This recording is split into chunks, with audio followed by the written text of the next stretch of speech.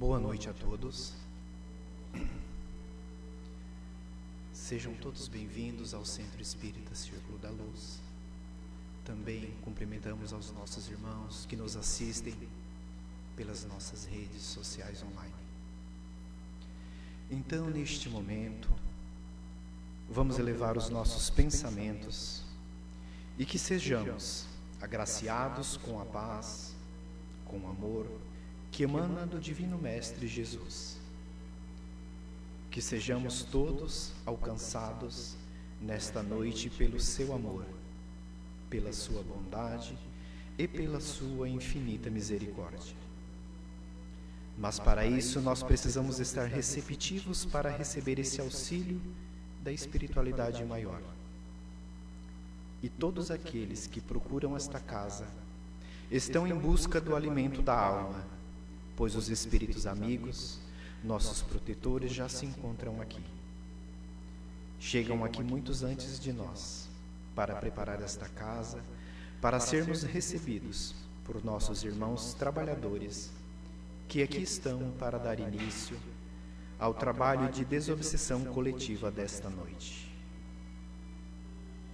Então, neste primeiro momento, façamos a nossa prece.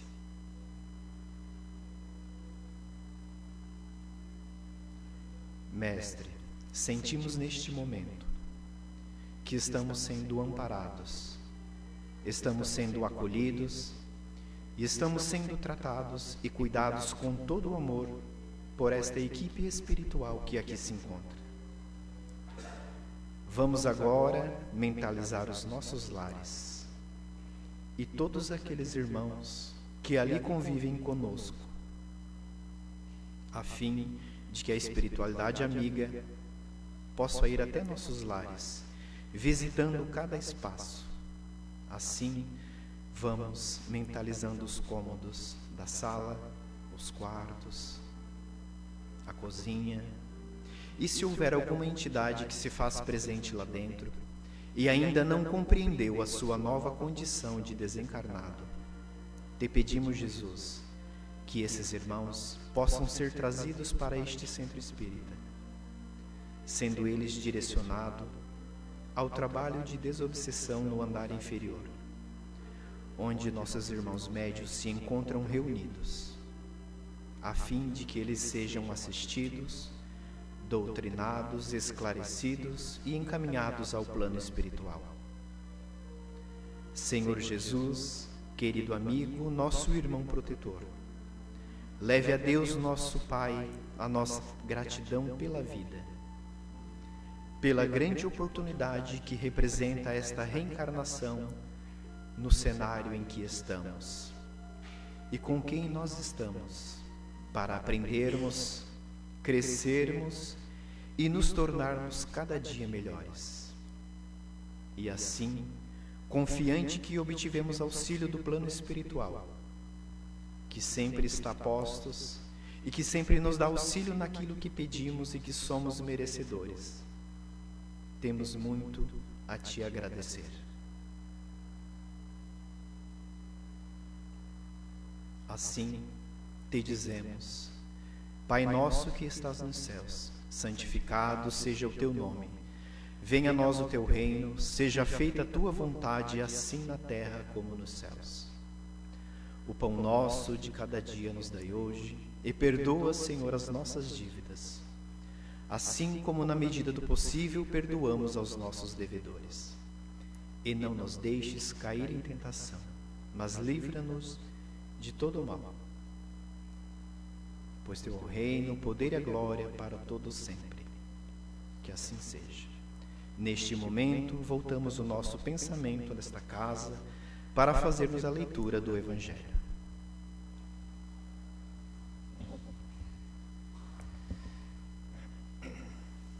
O Evangelho desta noite está no capítulo 19, no item 8, que fala sobre a parábola da figueira que secou. Quando saíam de Betânia, ele teve fome, e vendo ao longe uma figueira, para ela encaminhou-se a ver se acharia alguma coisa. Tendo-se, porém, aproximado, só achou folhas, visto não ter tempo de figos. Então disse Jesus à figueira: que ninguém coma de ti fruto algum. O que seus discípulos ouviram. No dia seguinte, ao passarem pela figueira, vira que secara até a raiz. Pedro, lembrando-se do que dissera Jesus, disse: Mestre, olha como secou a figueira que tu amaldiçoaste. Jesus, tomando a palavra, disse-lhes: Tende fé em Deus.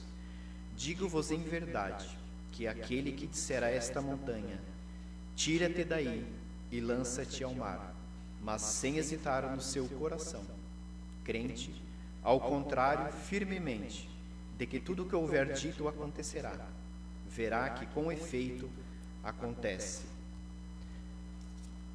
Livro de Marcos, capítulo 11, do versículo 12 ao 23.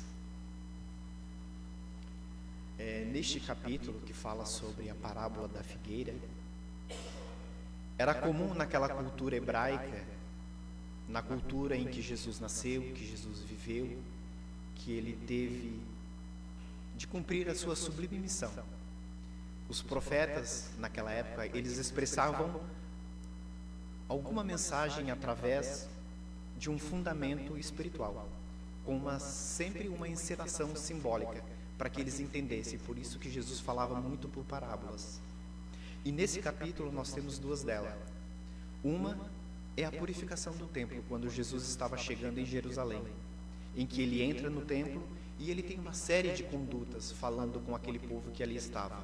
Ele faz uma série de ações simbólicas que representavam algo. E a outra foi da figueira que secou quando ele vinha pelo caminho. Num outro conjunto de ações simbólicas também, para transmitir uma mensagem.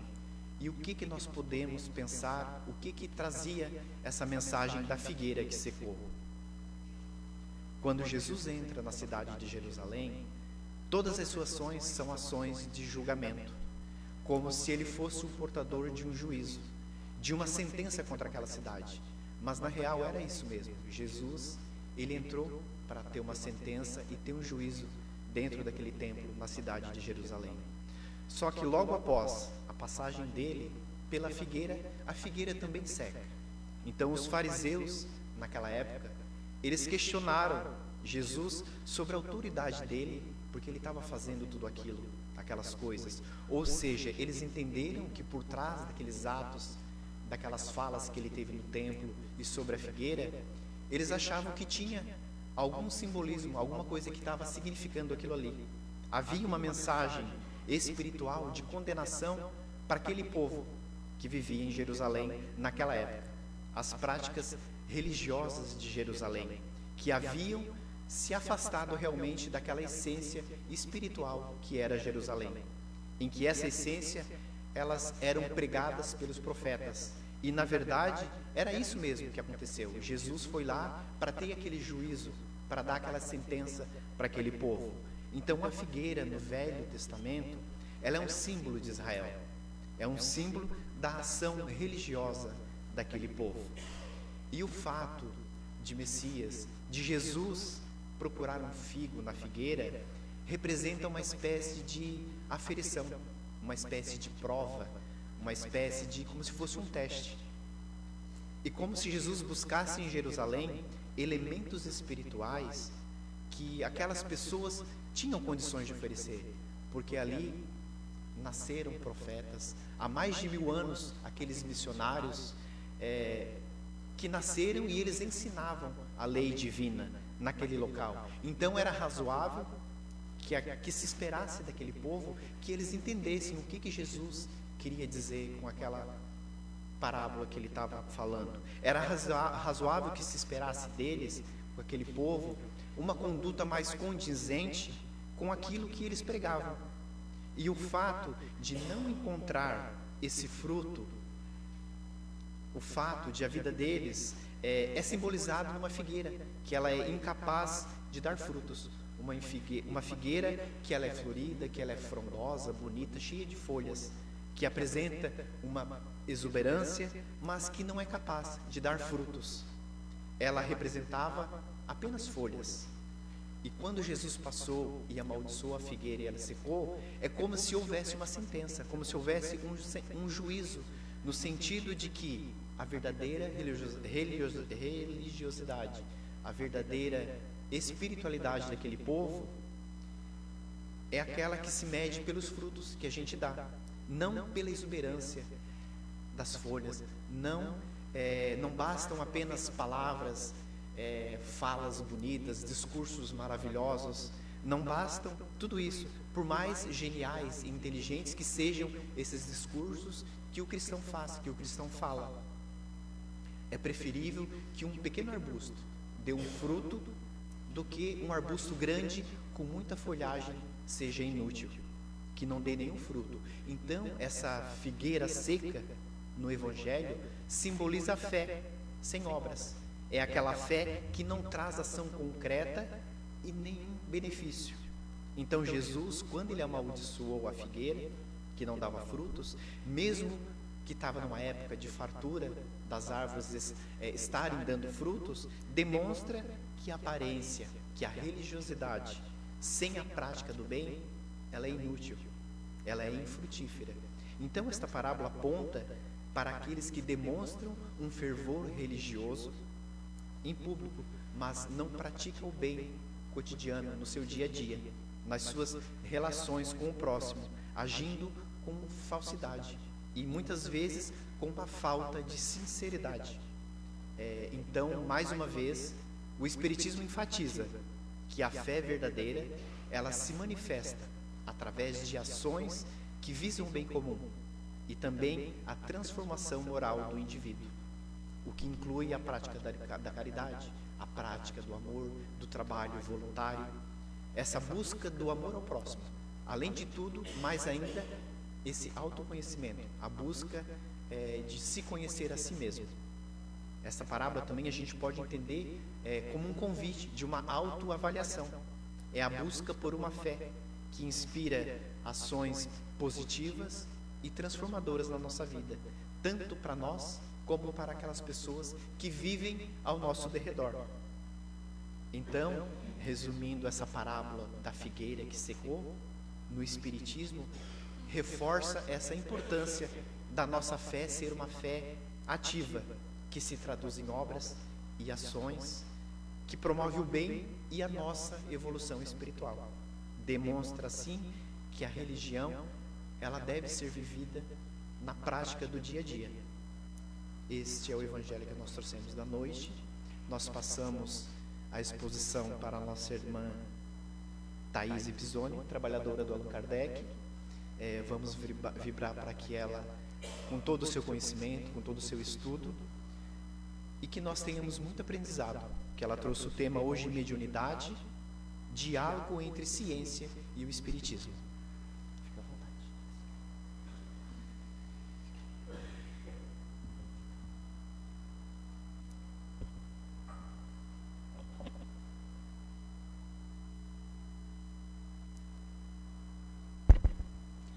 Boa noite a todos.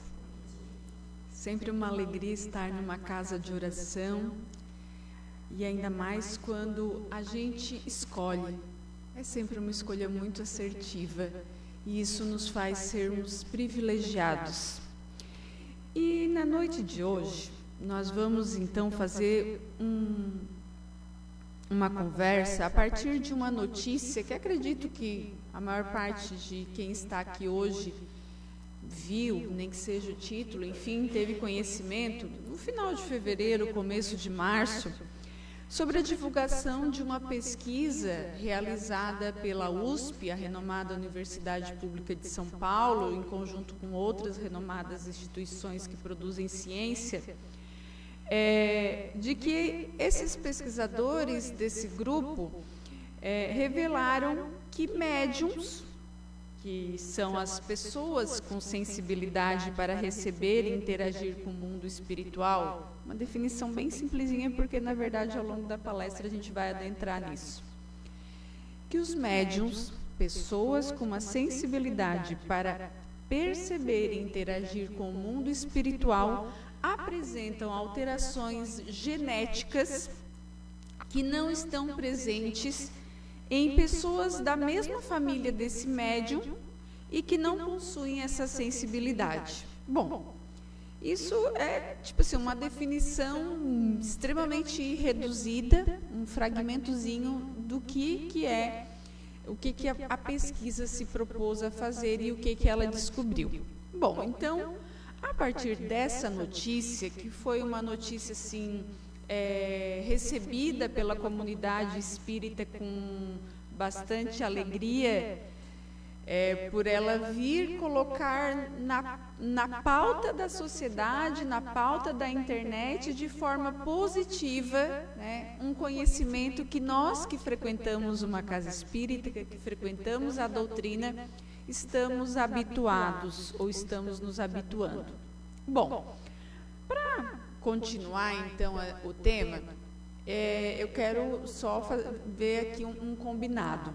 Se estamos hoje aqui, numa quinta-feira à noite, fria, numa casa espírita, numa doutrina que trata da vida contínua, da plurexistências, do espírito imortal, é porque, em algum nível, mesmo que você esteja chegando aqui hoje pela primeira vez, você concorda que todos nós acreditamos, aceitamos, estamos procurando conhecer mais sobre essa ideia de que somos, sim, espíritos imortais, que a vida continua depois da morte do corpo físico, né, e que existem espíritos que nós não podemos, via de regra, ver, ouvir, tocar, certo?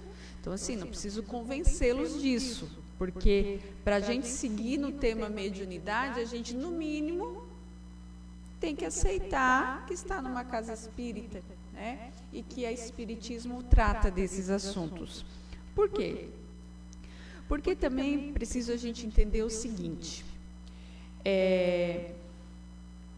quando a gente fala os espíritos, até com um tom solene, parece que nós estamos falando de seres muito distantes da nossa realidade.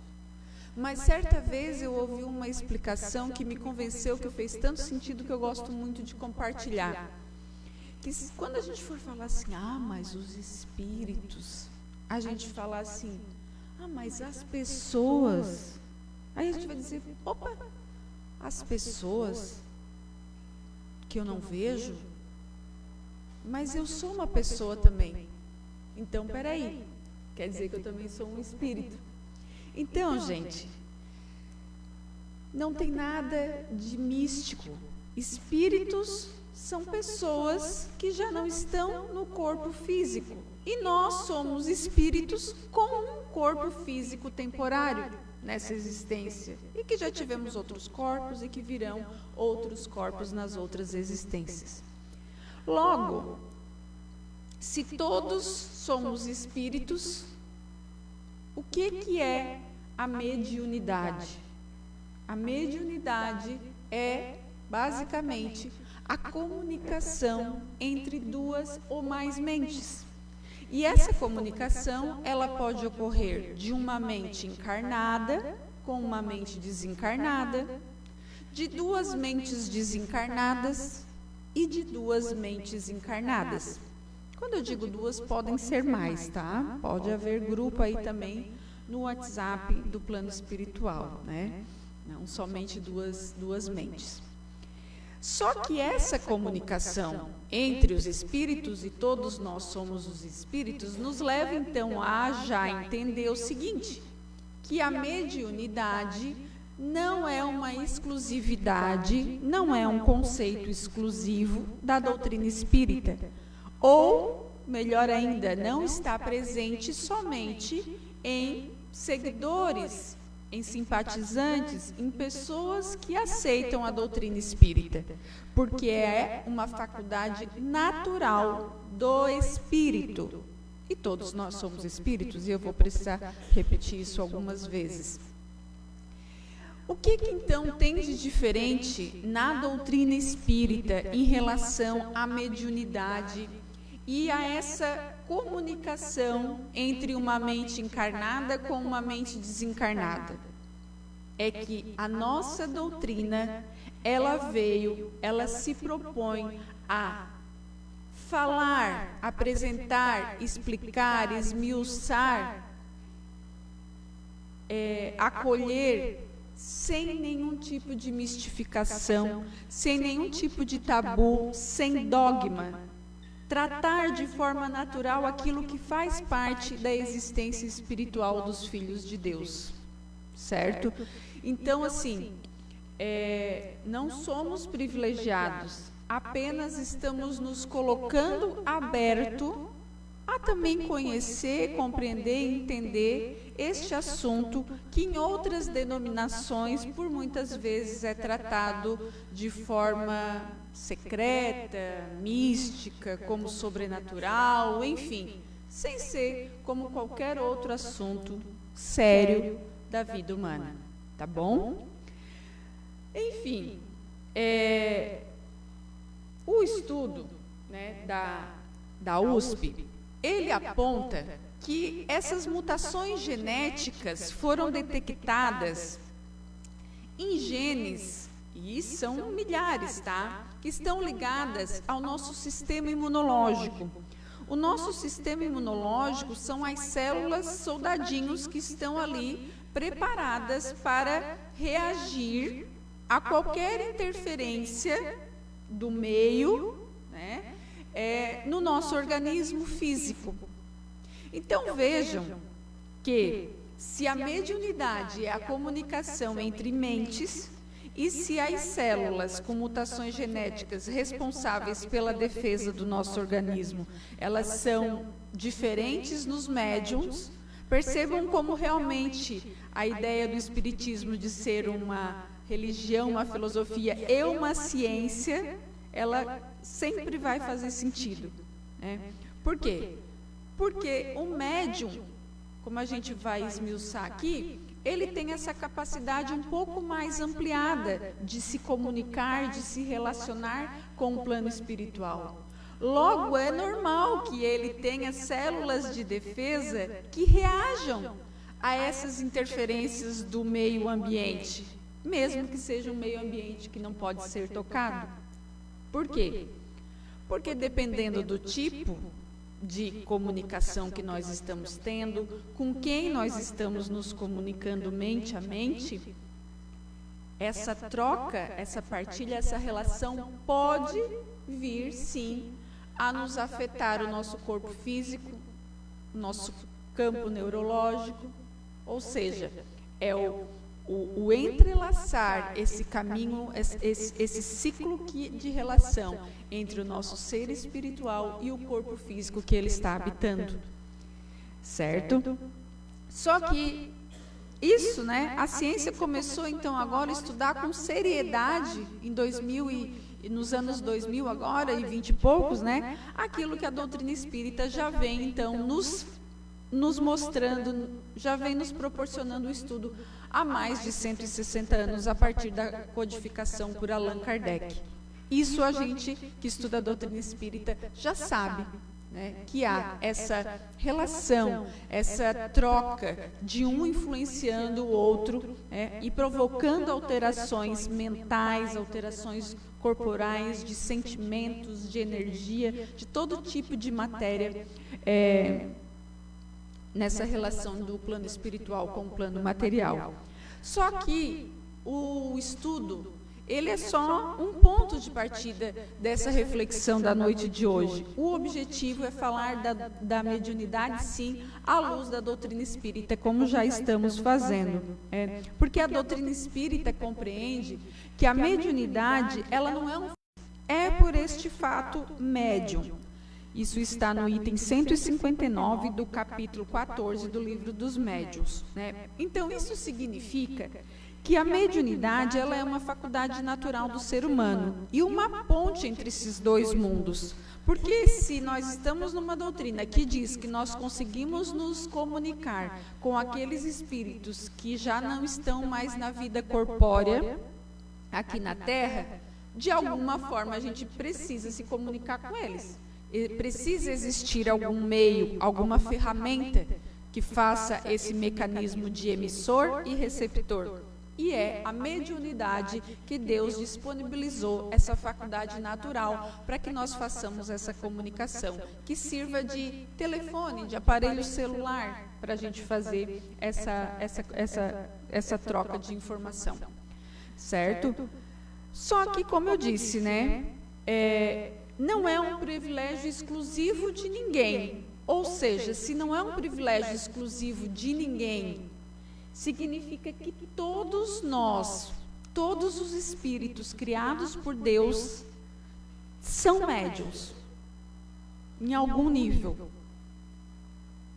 Ah, mas eu não sinto nada, eu não vejo nada. É porque há diferentes graus e formas dessa percepção. Porque se eu digo que a mediunidade é a comunicação entre duas mentes e que pode ter aí algumas variáveis, né? Encarnado com desencarnado, desencarnado com desencarnado e encarnado com encarnado, significa que quando duas mentes estão se comunicando aqui no plano encarnado, também tem o fator mediunidade. Ou vai me dizer que nunca aconteceu de você pensar aleatoriamente em alguém, lembrar de alguém que faz muito tempo que você não vê, e de repente essa pessoa aparece por uma mensagem no celular, você encontra na rua, recebe uma notícia dessa pessoa, que pode ser às vezes notícia boa ou ruim, certo? Quem não tem sensações, quem não tem sonhos vívidos, mas principalmente todos nós temos, a todo instante, intuições e inspirações. Por si só, isso já é mediunidade, já é ser médium. Porém, há o que se chama de médiuns ostensivos, que são pessoas cuja sensibilidade espiritual, essa capacidade de se comunicar com os irmãos desencarnados ou com as outras mentes, ela é mais desenvolvida e se manifesta mais visível, mais fácil, né?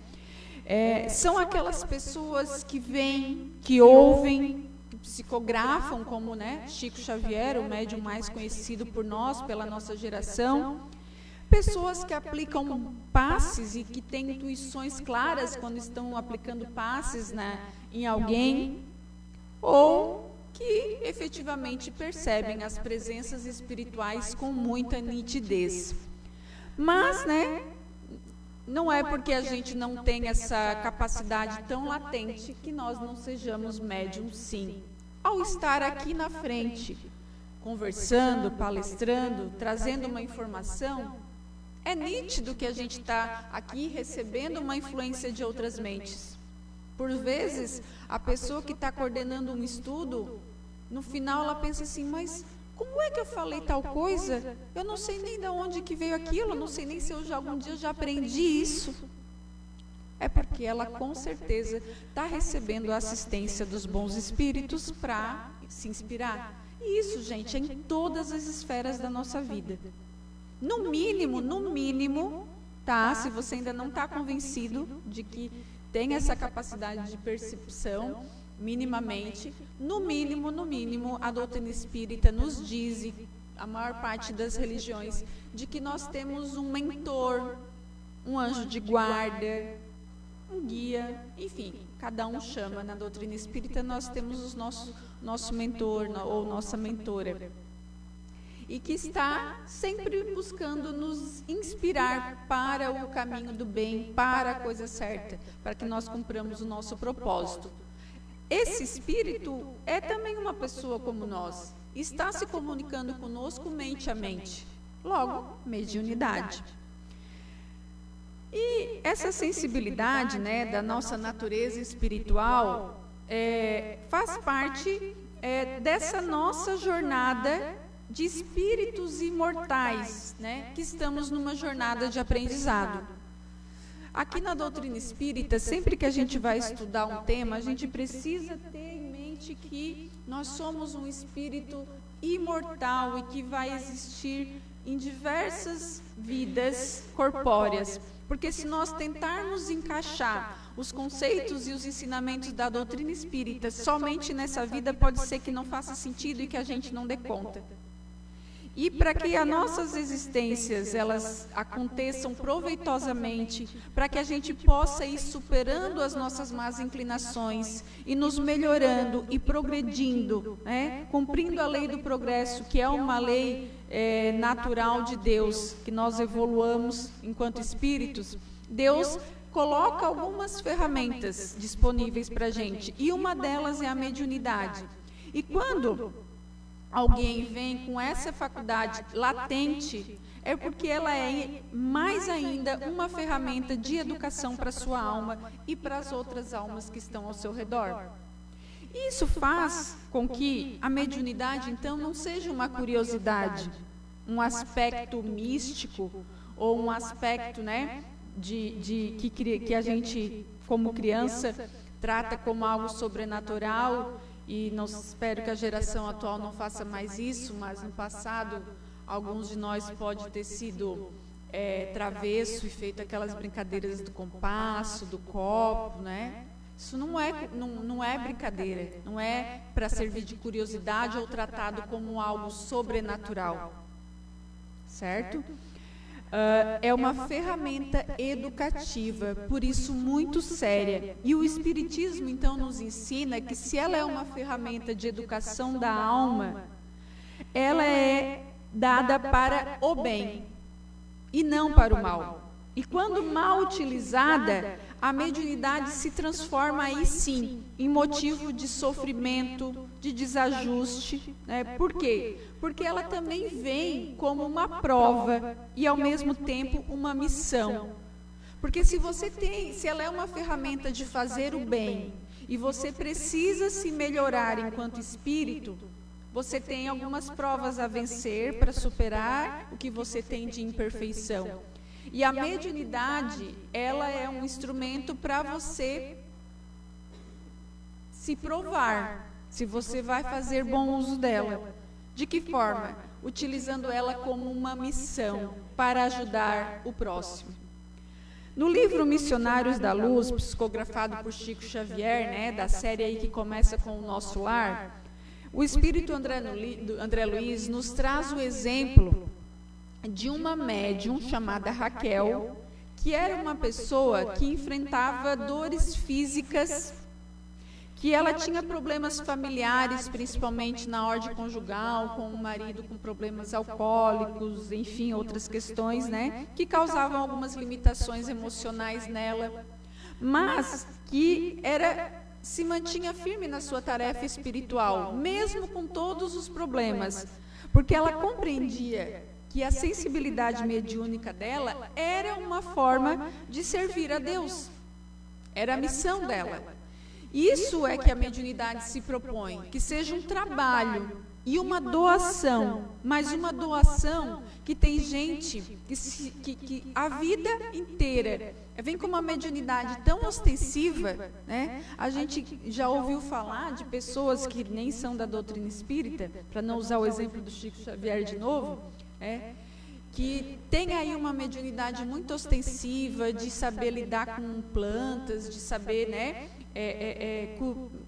trabalhos para ajudar os outros, mas que vivem aí às vezes num cantinho, quieto, só estão lá para quando são procurados, e não conseguiram se desenvolver em outras áreas da vida, porque a missão da pessoa era se doar através da sua mediunidade ostensiva de cura, de aconselhamento, enfim, né?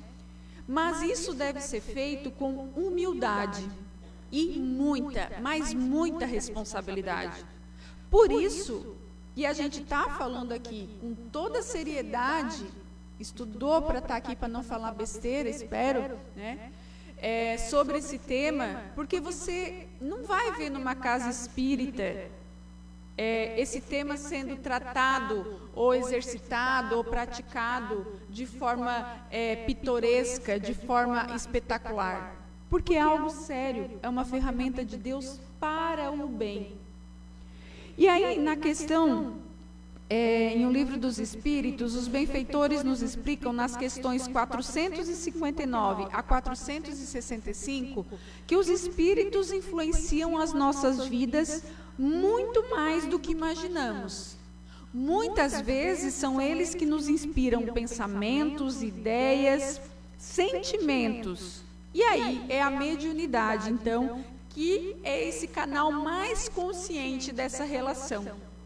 E aí, se você nunca tinha se dado conta de que só pelo fato de ser um espírito, filho de Deus, você tem essa capacidade de se relacionar mente a mente com outros espíritos, a partir de agora, você não tem mais como não ser responsável com as mentes com as quais você está se comunicando e se conectando.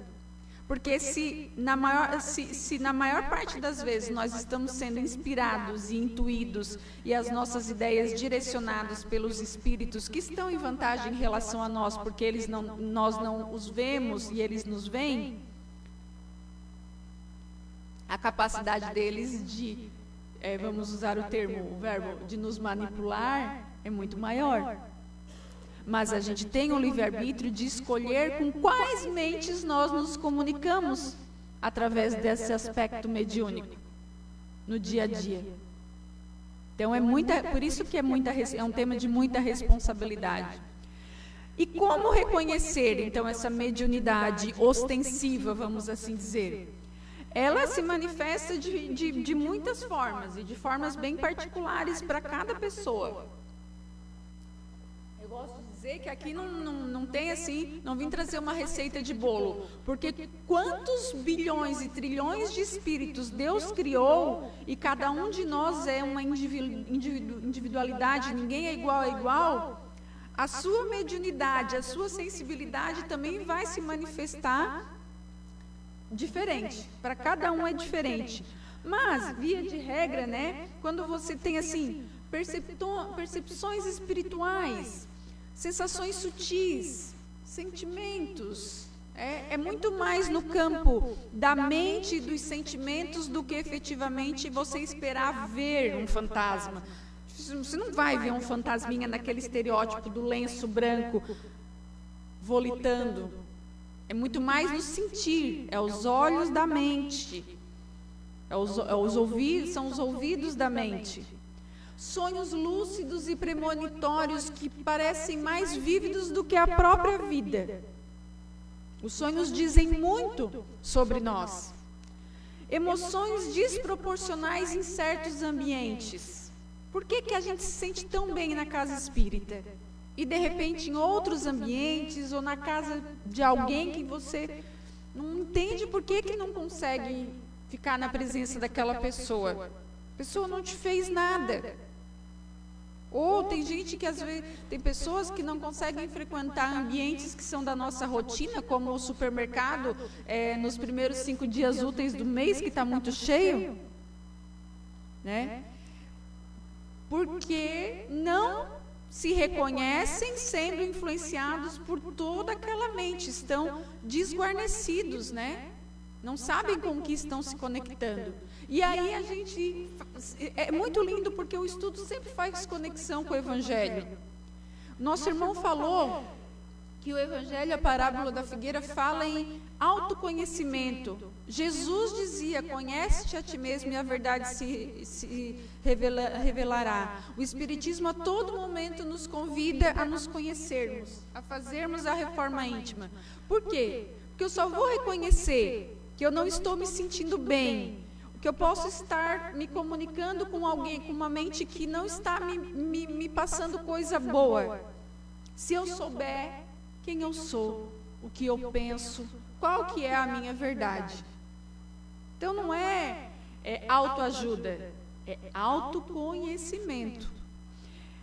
Capacidade de captar o sofrimento de outras pessoas, né? E uma coisa bem interessante, que são dificuldades físicas ou emocionais inexplicáveis pela medicina tradicional.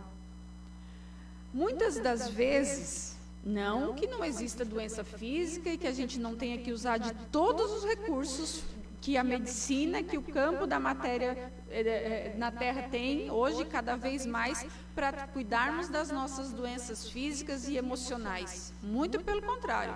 Todo o desenvolvimento da ciência é proporcionado, é Deus que nos permite acessar cada vez mais. E quanto mais evoluirmos, mais conhecimento de alta tecnologia nos será revelado para que nós conservemos o corpo mais tempo aqui na Terra.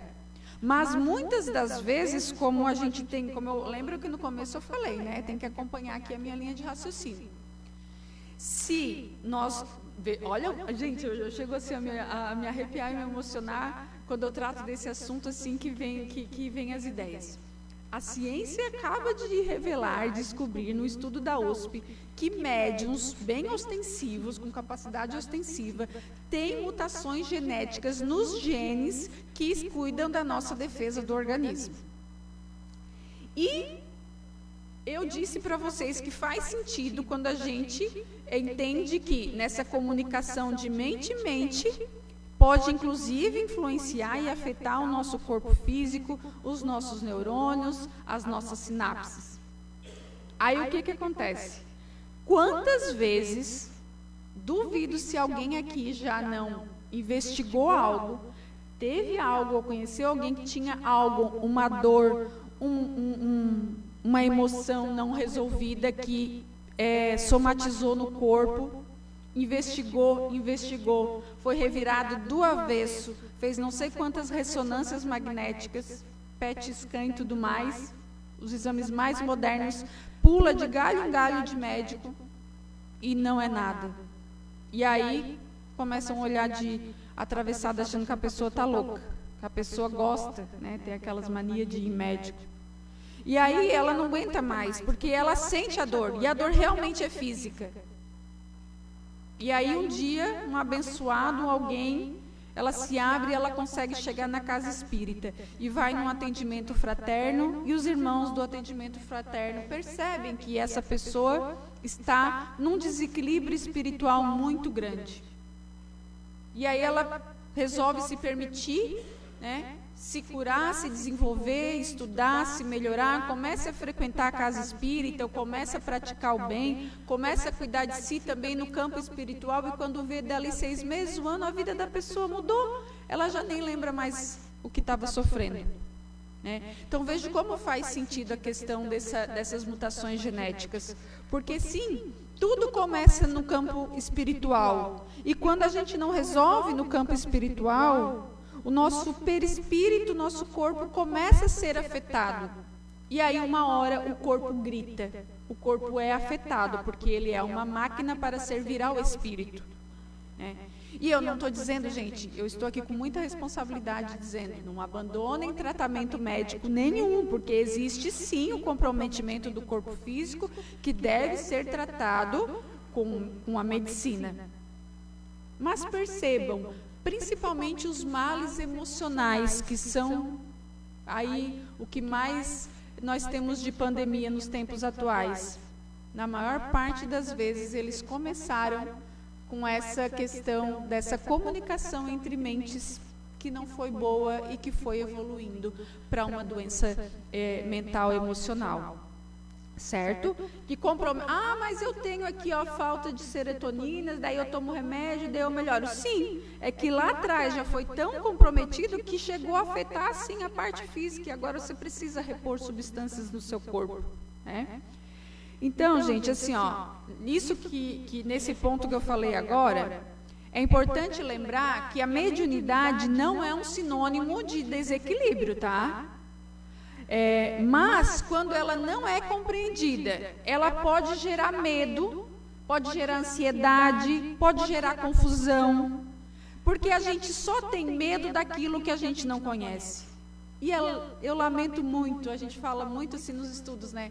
Que a grande parcela da população encarnada na Terra, principalmente no Ocidente, né, que a predominância de educação religiosa que não prega, não ensina sobre a imortalidade do espírito, sobre essa intercomunicação com o plano espiritual, jamais vai se dar conta de toda essa influência que recebe e que causa tantos trabalhos, tantos desequilíbrios, tanta coisa que faz a gente patinar na vida, né?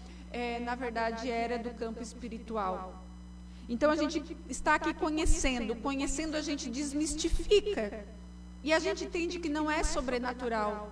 E que eu posso tratar através do quê? Do estudo, da educação, né? Do meu autodesenvolvimento, do meu automelhoramento, para eu saber e cuidar com aquilo que eu estou me comunicando mente a mente.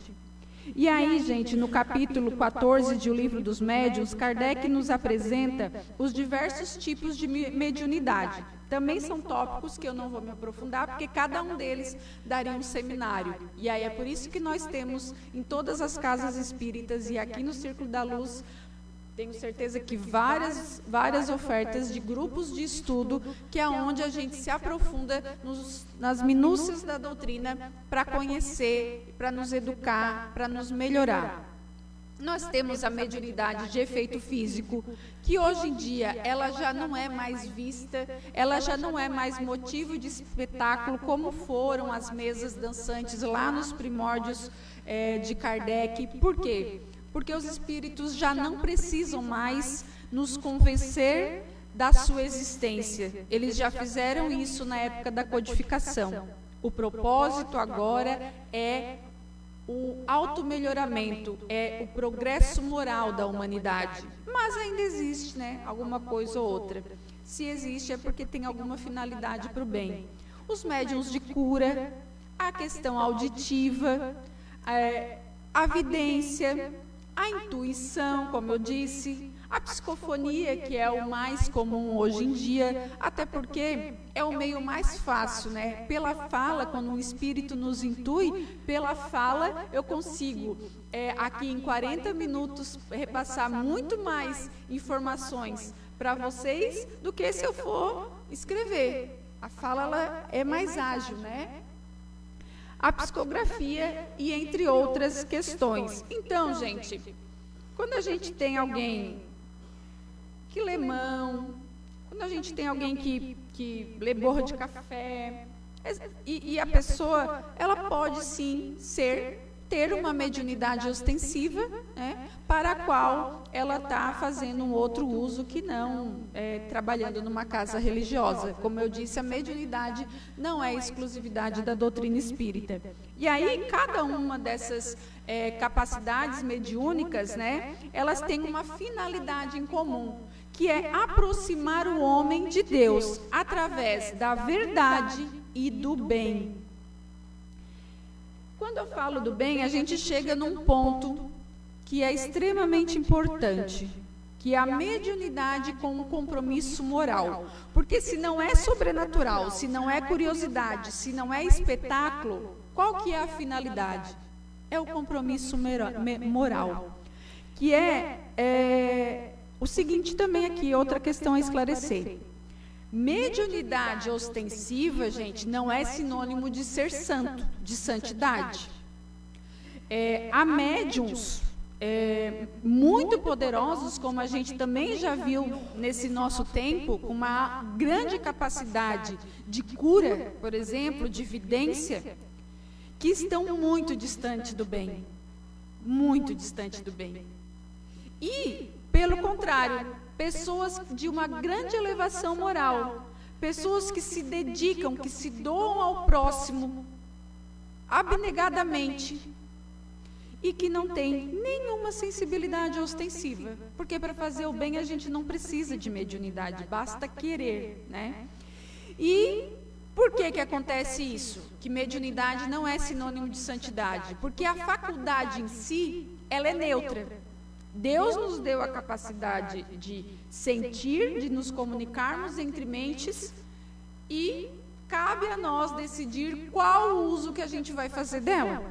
Assim como Deus nos deu duas mãos que podem servir ao bem ou podem servir ao mal. Então, a mediunidade como faculdade neutra é um instrumento e o uso que o médium faz dela é que sim revela o seu caráter. E aí, em O Livro dos Médiuns, de novo, capítulo 20, o Kardec nos diz: a faculdade mediúnica é independente da moral. mas seu bom uso depende sim da qualidade do médium. Então, se nós somos médiuns, sabemos disso, para sermos bons instrumentos, nós precisamos nos desenvolver a nossa qualidade da nossa mediunidade. Como? Nos autodesenvolvendo moralmente. Conhecimento. Mas como ser um bom espírito para ter uma mediunidade de qualidade que seja útil na esfera do Cristo, na esfera do bem? No Evangelho segundo o Espiritismo, no capítulo 17, item 3, a gente lê sobre o verdadeiro homem de bem, aquele que pratica a lei de justiça, amor e caridade. Esse é o tipo de médium que a espiritualidade superior procura.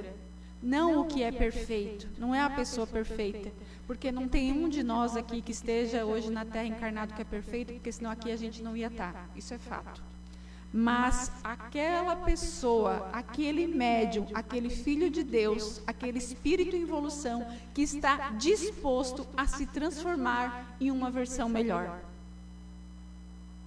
E eu, quando sentei a primeira vez numa plateia de uma casa espírita, como jornalista por formação que sou, eu senti assim, ó, um dia eu vou estar lá naquela tribuna palestrando. E isso, gente, tem pelo menos aí uns 23 anos quando eu pensei. E muito recentemente eu comecei a frequentar a tribuna da minha casa lá no Allan Kardec, porque eu achava que eu precisava ser um exemplo moral. Eu precisava atingir um nível de perfeição. E aí até que alguém me disse, aí você nunca vai, porque não vai ser nessa vida. Aí quanto mais eu fui aprendendo e estudando a doutrina, eu entendi que todos nós que estamos aqui somos imperfeitos e por isso é que aqui estamos. Porque quando eu vou estudar para estar aqui, eu tenho que estudar e aprender mais e olhar para as minhas imperfeições. E tentar aí sim transformar-me em uma versão melhor. Porque se eu esperar o dia que eu vou ser perfeita para estar aqui, eu possivelmente não vou cumprir a tarefa para a qual eu me propus. E isso em qualquer atividade do bem, gente. Dei um exemplo só, né? Mas essa questão moral da mediunidade, como que a gente faz, Thaís? Ainda não está claro. Me dá um exemplo. O maior de todos, Jesus. Cristo, mesmo sendo o médium dos médiuns, ele jamais se utilizou da mediunidade dele para impressionar ou para dominar. Ao contrário, todo o agir dele foi silencioso, foi amoroso, foi pedagógico. E ele nos mostrou que a verdadeira conexão com o mundo espiritual está na nossa sintonia com Deus. Pela vivência desse amor, da caridade e da renúncia de nós mesmos em prol do nosso próximo, em prol da causa maior. De novo no Evangelho, mas agora o Evangelho de Mateus, no capítulo 10, versículo 8, Jesus orientou seus discípulos quando ele determinou que eles fossem de duplas nas cidades vizinhas anunciar a boa nova do Evangelho. E ele autorizou os discípulos a fazerem milagres em nome dele. Ou seja, ele deu a capacidade mediúnica potente dele, compartilhou com seus discípulos para fazer o que eles entendiam na época de milagres. Mas ele disse antes: curai os enfermos, ressuscitai os mortos, purificai os leprosos, expulsai demônios, de graça recebestes, de graça dai. Então, gente, o mal utilizar a capacidade mediúnica, volta lá na questão, se ela é uma ferramenta de educação, se ela é uma prova e se é uma missão que a gente trouxe, quando a gente usa cobrando para manipular, para enganar, para tirar proveito próprio e até para fazer mal físico, como a gente já teve exemplos no Brasil recentemente, eu não estou seguindo a mediunidade com Jesus. Ela é algo que Deus nos deu somente para a prática do bem. Em síntese, uma síntese perfeita da mediunidade com Jesus é uma doação sem vaidade, uma ferramenta de cura, de consolo e de libertação, sempre movida pelo amor e sem interesses pessoais. E todos somos instrumentos desse bem. Mesmo aqueles irmãos que não são médiuns ostensivos, podem ser médiuns do bem. Nós podemos ser mediadores. Vejam que a palavra médium é mediador da esperança, da paciência, do consolo, do conhecimento. Quando nós estamos aqui compartilhando, quando você compartilha o seu conhecimento da doutrina espírita ou qualquer conhecimento bom com outra pessoa, você está sendo mediador de boa nova, de transformação, de progresso. Quando nós estendemos a mão a quem sofre, ou até quando nós silenciamos ao invés de julgar, e quando perdoamos, nós estamos sendo instrumentos da luz. E aí, em Seara dos Médiuns, Emmanuel disse: mediunidade é campo de trabalho, e todo campo exige sementes, preparo, suor e tempo. Então, não é com um piscar de olhos que você vai desenvolver a sua mediunidade, a sua sensibilidade, ou toda a paciência, esperança e silêncio. É preciso se dedicar dia a dia, perseverar em querer ser melhor, em querer progredir, em querer ser um mediador em nome de Cristo, melhor a cada dia. Queridos irmãos e irmãs, a mediunidade não é um dom raro, não, nem é uma maldição. É uma bênção que, quando bem compreendida, ela pode transformar vidas, e a ciência começa agora, então, vislumbrar os aspectos físicos dessa realidade espiritual. Mas a doutrina espírita já nos oferece, há mais de um século, os meios para compreendê-la com profundidade e seriedade. E se você sente que precisa, se você percebe em si ou em alguém ao seu redor, sinais de sensibilidade espiritual um pouco maior, um pouco mais ostensiva, não se assuste, não tenha medo, não queira fugir, estude, se fortaleça moralmente e busque uma casa espírita séria como esta ou qualquer outra que nós temos na nossa cidade e no Brasil todo, para ter uma orientação respeitosa e acolhedora.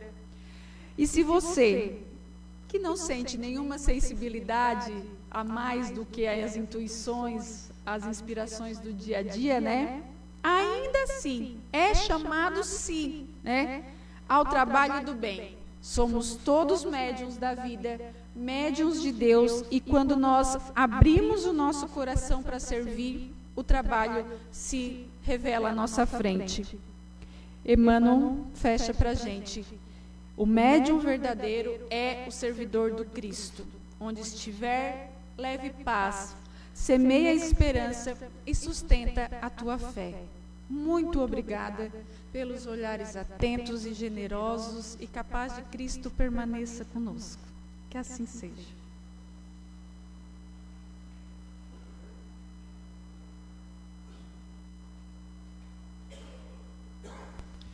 Agradecemos a nossa irmã Thaís pela mensagem da noite, e que Deus abençoe para que ela sempre possa trazer esses conhecimentos para nós. Dar um recadinho para os nossos irmãos desta noite, que na próxima semana, segunda, quarta e quinta, nós teremos uma confraternização de uma festa julina aqui na Casa do Amor Fraterno, para arrecadarmos fundo. Vai ter liquitudes, quentão, cachorro-quente, pipoca. Aqueles que se sentirem à vontade, vai estar aberto a partir das 18h30 até as 20 horas, depois a gente sobe para a palestra. E depois aqueles que quiserem participar mais um pouquinho também, das 21 até as 22. Vai ter também ali embalagens, quem quiser comprar e levar para casa também. Sintam-se convidados para participar desta confraternização. Então, neste momento, vamos agradecer a Deus agradecer toda a equipe de amigos protetores espirituais que aqui se encontram e que estão sempre dispostos a nos socorrerem e apontarem os nossos caminhos, quando nossa cruz já se torna tão pesada e as nossas dores parecem se adiantar. Ajuda-nos, Jesus, no decorrer da nossa caminhada evolutiva, a encontrarmos a paz que tanto buscamos e de termos a fé tão necessária, a paciência que traz serenidade e equilíbrio, e a força para transpor os nossos obstáculos, que não são poucos, já que eles, na verdade, eles são os nossos degraus evolutivos nesta vida. Enfim, querido Mestre de amor, ajuda-nos a vivermos de forma que o seu sacrifício pela nossa causa, pelo bem que tentaste semear, pelo amor tão intenso e verdadeiro que nos destinaste, que não seja em vão, pois mesmo lentamente, Jesus, nós desejamos e tentamos todos os dias colocar em prática as tuas valiosas lições de humildade, de desprendimento e de caridade. E assim, confiantes e humildemente, nós te pedimos, Senhor Jesus, que se cumpra a sua promessa. Vamos então, neste momento, pedir pela magnetização das águas. Te pedimos, Senhor, que deposite nestas águas os bálsamos do teu amor e da tua infinita misericórdia, transformando-as no remédio para que possa aliviar ou até mesmo curar os nossos males físicos e espirituais, de todas as pessoas que delas fizerem o uso em teu nome.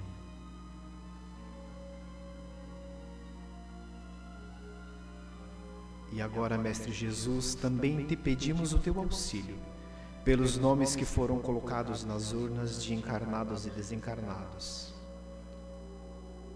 Oremos também por todos aqueles irmãos que se encontram hospitalizados, os que se encontram nos presídios, nas casas de recuperação.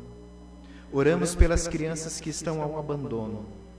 Oramos pelos idosos e por todos aqueles que ainda vibram no erro, nos vícios e no mal.